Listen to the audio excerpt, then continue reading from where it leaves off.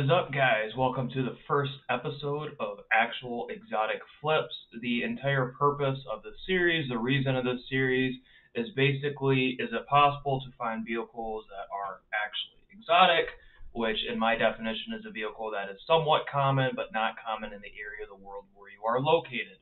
And are you able to basically purchase one, sell one, and make a profit?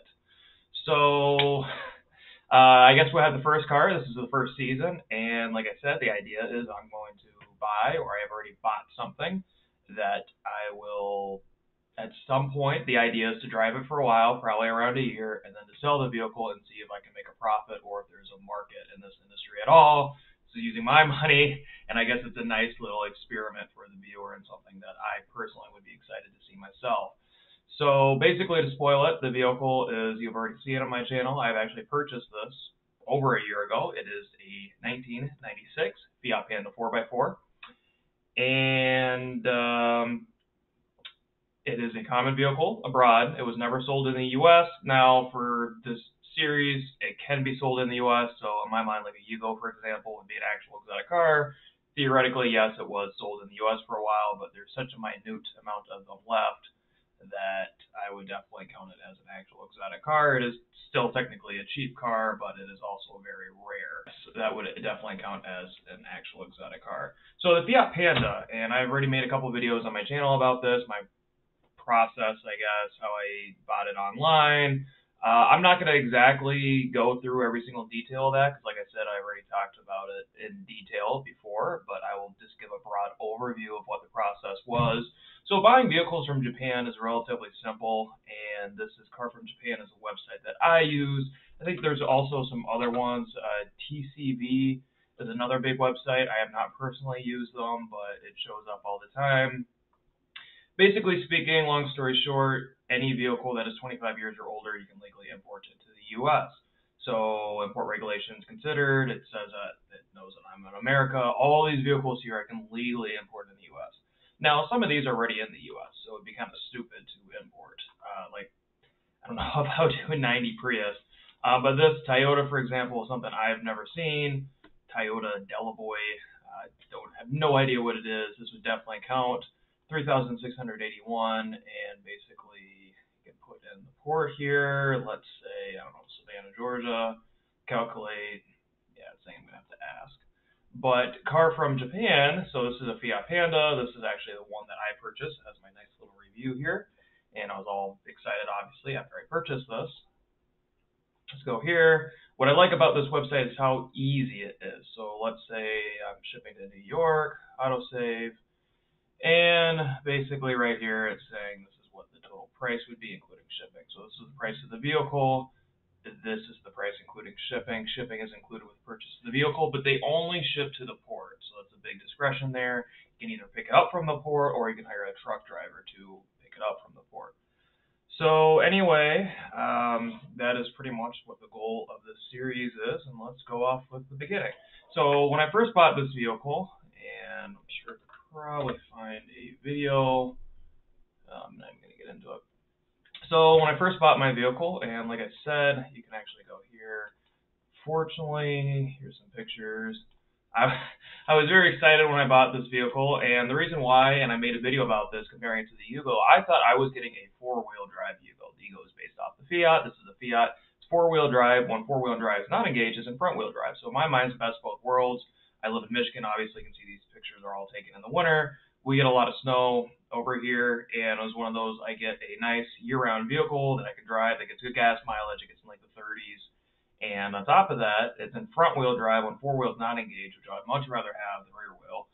And when I do engage four-wheel, I have four-wheel drive. The thing is, it's so light, it just literally hovers over the snow. It's amazing. So in my mind, I thought I was getting the best of both worlds. I was going to get a daily driver. By the way, this only had like 100,000 kilometers on it, so it's like 60,000 miles total. So for the price, in my mind, I'm getting a four-wheel drive vehicle that gets in the 30s for around, and I have a price graph over here. I think I was getting the vehicle including shipping for around 10 grand.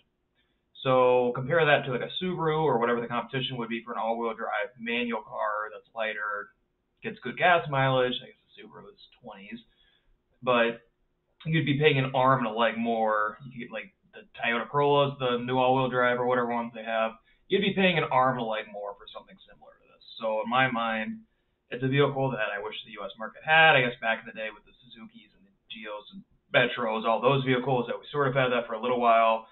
But I thought it was something odd, particular, and I thought the resale value on this would be pretty good. So I thought it was a good deal.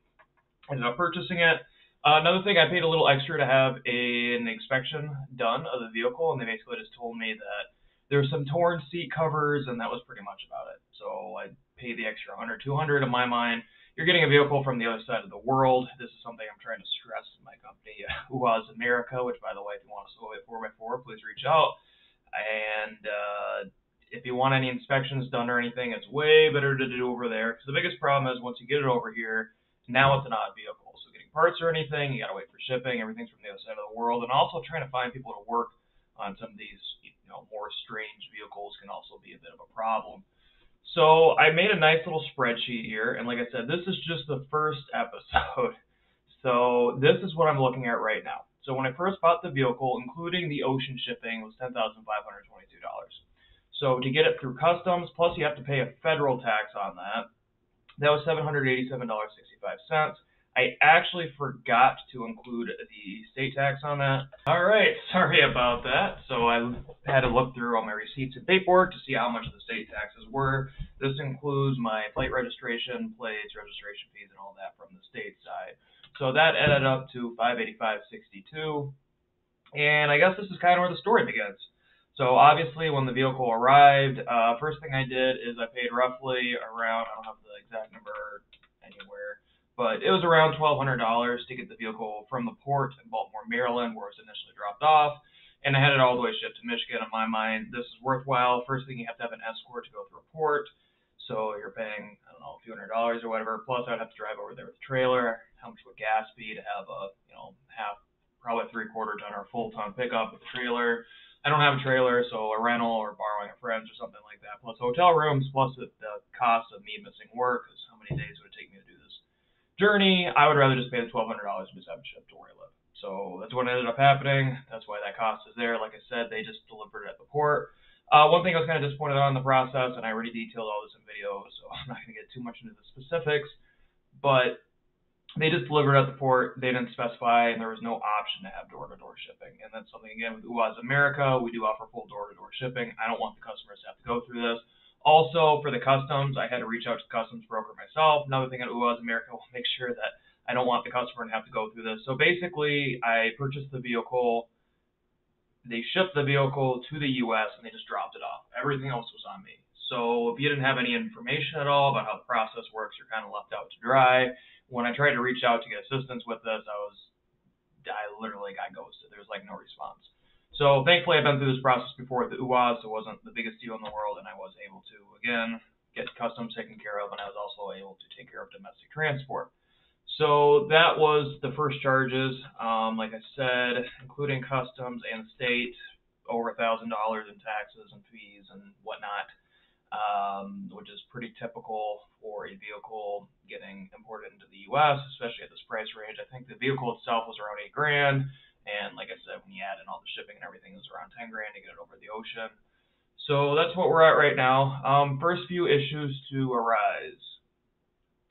First thing I can think of is it did not have a wiper arm in the back. Granted, you don't really need a rear wiper, but that kind of bugged me. So that's why you see that right here. That's how much it cost. I had to get this off eBay. I think it was in Britain, so I converted the price from pounds, including shipping, into USD, and that's how much it was. No big deal. I think it did have the blade in the back, but that's what we're at for now. Another issue. So I bought this vehicle in the winter. If you couldn't tell by the pictures here, this vehicle was purchased during the winter. I took the vehicle through the car wash just because we get a ton of salt on our roads, and I didn't want this thing rotting out. And then I drove to work. When I got out of work, I could not open the door at all. Well, eventually I was able to get the door open, and when I did that, I couldn't close the door. So there's like this weird little latch handle that you have to use for a Panda, and when I slammed the door shut, it literally broke the handle on the door. So that's why you see here, I did not have a door handle to actually undo my door on the interior. I literally had to roll down the window and push the button on the outside. So door parts, $35.97, and a ton of cussing, screaming, and yelling. That's not included in there. I guess the labor was mine, so no big deal. Lights. I was actually informed I had a wife of a cop, literally who I knew, tell me, hey, like you might want to get your taillights taken care of. Your lights don't work. I was behind you, and I just don't want you to get pulled over. I'm like, what? And sure enough, my taillights did not work. And when I opened up the taillights to inspect them, all the wires were in all the wrong spots. So that kind of threw me off a little bit. I had to rewire it, and I actually ended up buying a new. The way the taillights are, they go into a circuit board. They don't go straight to the bulb. Thankfully, again, I had a book that I purchased, which is another thing. If you are finding a vehicle an actual exotic vehicle that you want to flip, I would definitely recommend, especially if you're going to flip it, and if it's not a simple vehicle, which in mid 90s Fiat is not, unfortunately, make sure that there's some sort of literature and then language that you speak available. So I ended up buying a Haynes book. When I go to sell this vehicle, the Haynes book will be included with the vehicle. So that cost me $45.84. These vehicles were sold until 1995 in Great Britain. By the way, I did not do any of this research before I bought the vehicle. If you're spending this much money, don't be me. Don't be impulsive. Do the research. So the Haynes book cost me $45.84. It only goes to a 95, and that's because they did not sell these in 96 onwards in Great Britain. So I think till the next generation or whatever. So what was it, 96 to 2003, they were not sold in an English-speaking country. Therefore, you cannot really get English-speaking literature on it. So yes, I can use the 95 part of the book for 90% of what I'm doing, but is a lot of things that I don't have a guide for because it's not included in the book because it's specific to 96, and there really isn't much material out there for a 96 Panda. So another thing, especially these people with all these K trucks and stuff, it's going to be a lot more difficult to find information, especially if you don't speak Japanese or whatever the language of the vehicle you're buying is. So that's something to keep in mind. Hopefully you are mechanically strong, or you know somebody that is willing and or experienced to work on these vehicles. So that's basically those problems. Next thing, there was a really small rust spot on the bottom of the door that bugged me, so I ended up getting that taken care of. I think roughly out of pocket that was like $500, so that is included in the fee as well. And on top of that, summer rolled around. It was getting really hot out, and lo and behold, my AC stopped working. Of course, we're right in the middle of summer. It's like 90 degrees, and it was just miserable. So for all the work involved, they had to take it to the shop several times. Thankfully, there was a shop locally that was able to work on it, that was willing to work on it, I should say. It cost around, I think, 2 or 3 separate times, around $1,500 ballpark to get the AC working. There were some wiring issues, surprise, and I ended up getting a spare relay just in case anything else weird happened again. That was $15, but that is a vehicle expense, so I included that in there, even though I guess I really didn't need to buy it. And yeah, so that was kind of unexpected, and the difficulty AC was kind of an add-on for the vehicle from Fiat, but even with numbers and stuff, if anything went out on that AC, I don't know how you would get parts. I could not find anything anywhere. It's very difficult. I don't speak Italian. I'm sure if I did, things would be a little simpler, but that is where we're at right now at the moment. So that brings my total up to $15,244.76. So when I bought this vehicle, I was kind of hoping, I don't know, maybe 12 grand, and I wouldn't have to do any of this work at all. Granted, when you drive a used vehicle, things are bound to happen. And like I said, the biggest issue with the Fiat, which I did not know before purchase, was not necessarily part availability. You got to realize I'm used to Russian vehicles, so that's not the biggest issue for me. Parts are actually relatively cheap. It's not very easy to work on, and getting knowledge to work on it is pretty difficult. So that brings us up to this point. Now, what is the market for these vehicles right now? Basically, the two main websites I use to gauge that are either Bring a Trailer or Cars and Bids. Cars and Bids, unfortunately, does not have one on here yet. So I'm hoping to change that. Bring a Trailer does. So I have the 4x4. Again, I didn't really see the point of buying one that wasn't 4x4, especially if it's available. It is very notable that these were also available in diesel. I ended up getting a gas one. It's a 1.1 liter, which I think is actually one of the biggest engines, or the biggest engine that year came with. These are very small cars, and a diesel would have been kind of cool, but with all the issues that I've had, the price would have been astronomical. So some of these older ones, which the scary thing is, some of these are going $4,000, $5,000, $6,000. Granted, this is 2020. 2018, 2019. So let's look at this one, 4x4. Let's just see what the mileage is on this. So this is about the same amount of mileage that I have And yeah, this is actually pretty clean condition. Whoever sold this is undercoated. Mine is as well. Mine has a 5-speed as well. Uh, Whoever sold this lost some money. There's no way they imported this and went through all the fees and everything without losing money. So this was actually a steal. Whoever bought this for $4,000 got an absolute steal on it. But that's 2020. Let's fast forward to 2023. This is a Fiat this is a Fiat Panda 30, and granted not 4-wheel drive. And yeah, this is a small 650cc engine, so definitely straight twin. Did not know that's what those were. Did not go for the most. The 4x4s, again, this is Country Club Edition, 16,000. This is 21. That's 11,000. This is 20,000. So from the research that I've done for a 4x4, especially given the fact again that mine has AC on it, and again low mileage and everything included, 15 grand seems a reasonable ballpark for me. I kind of had issues trying to find any other ones. There was a couple oddball things for sale here and there, but I didn't really see any numbers. So given that, if you look at the prices, I'm already over $15,000, and that's definitely not a good position to be in. So is it plausible in 2024 I can get more for this? Yes. You also got to realize too, I daily drove this for about a year. I still have it. And on the next episode, you will see all the latest updates on this process on flipping actual exotic cars. But right now, I'm already not in a good position. And you got to realize too, the biggest issue with these Japanese websites, if it's yes, it's very easy to buy these, but it's also easy for the average Joe to buy these. So a lot of these cars go to available cars. Mini trucks, for example, the K trucks, which are going absolutely crazy in the U.S. right now. Like, look how cheap these things are going for. Very cheap. I mean, we're talking about a couple grand. The Suzuki wagon, $500, right? So let's say I wanted to go to New York, 2,384. Okay, this is not in the best condition, but still for a vehicle, including shipping and everything, is absolutely crazy. So Suzuki Carry, there's a reason there's so many K trucks in the U.S. right now. And again, 4-wheel drive, they get around like 60 miles per gallon. So you're getting a cool mini truck, stick shift, 60 miles per gallon, 4-wheel drive, which is very, very good for the price if you ask me. But the problem is everybody's doing this. So a lot of these you'll find ended up, again, this is $4 grand. By the time they reach first sale in the U.S., people are selling them for like $6 grand. So what's the profit margin on that? I already showed you percentage-wise. By the time you pay customs, federal tax, you're talking about what? A few percentage there.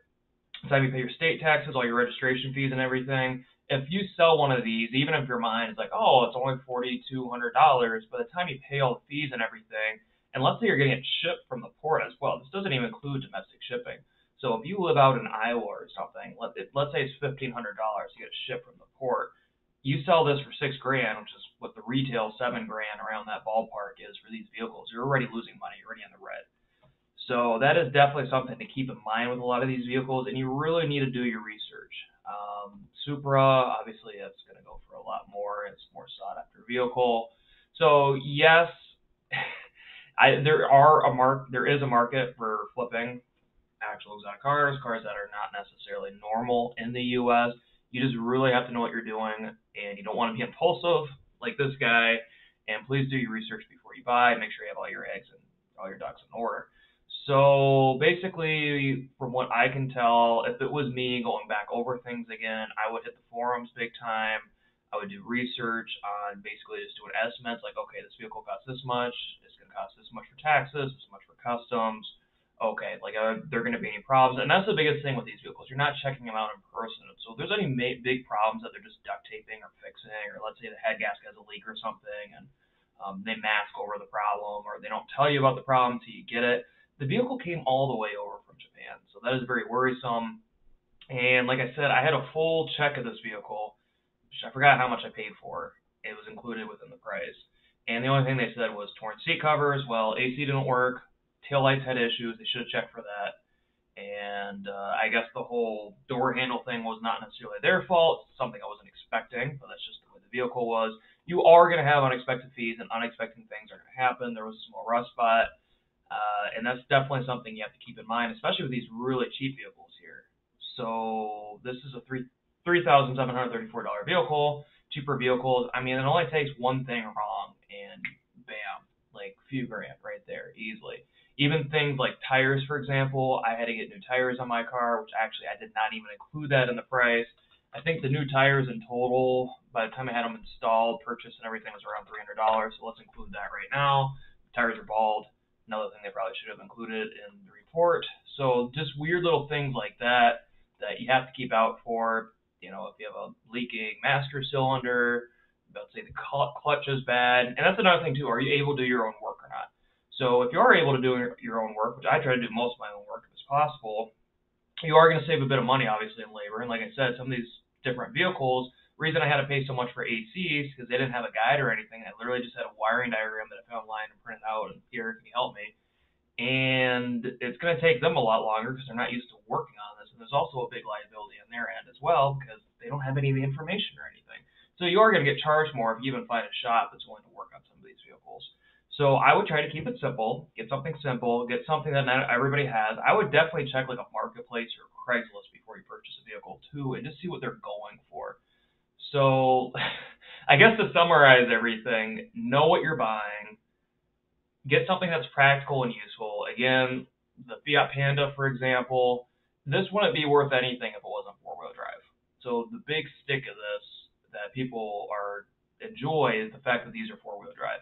If you got a two-wheel drive one, it might be worth like a third of the price. So definitely get something that's practical.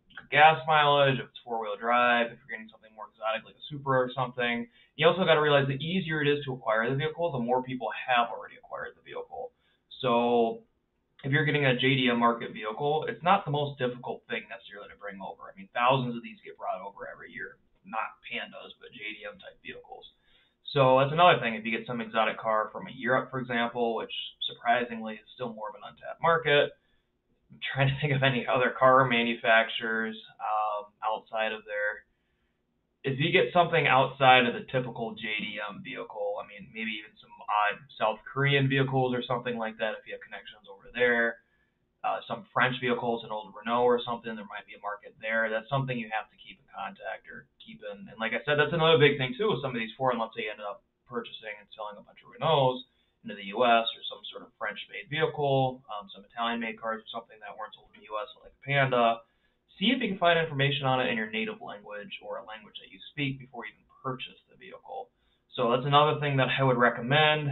And thankfully, like UAS, for example, which I sell and I run a whole website on, thankfully it's similar enough to a Jeep where if you have a Jeep guide, it's pretty simple to work on it. And even this is the Russian guide, for example, this book's pretty thin compared to my Panda book because the vehicle is a lot more simple. So that's another thing to keep in mind. If you get something more basic, carbureted, less electronics, it doesn't have an ECU or anything, everything's mechanical. Even if you don't necessarily understand the guide or if you're not able to find a guide, you might a good mechanic or a good old school mechanic would be able to work on it regardless. So that's another thing to keep in mind. So yes, this is the conclusion of the first episode. I hope you enjoyed it. And there's definitely more to the story, so I will keep you in tune with what happens with the Fiat Panda adventure. So thank you for watching.